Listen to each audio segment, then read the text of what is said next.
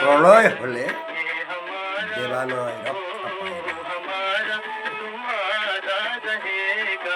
আমরা দেখেছি হরিদ্বারে যে কি বিভৎস ঘটনা হয়েছিল, যেটি হর হর মহাদেবের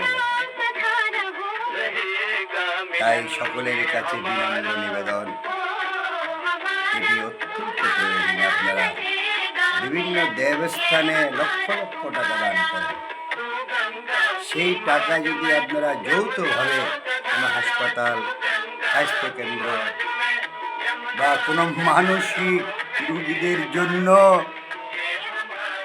আবাস তৈরি করেন, অনেক পূর্ণ হবে।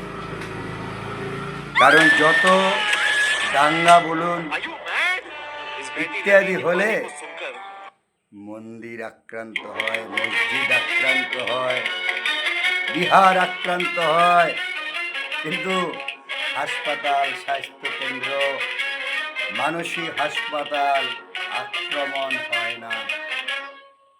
তাই আস্তে আস্তে একটু আপনারা বিজ্ঞান প্রযুক্তির ক্রমবর্ধমান উন্নতিতে এখনো ধর্ম ধর্ম করে আপনারা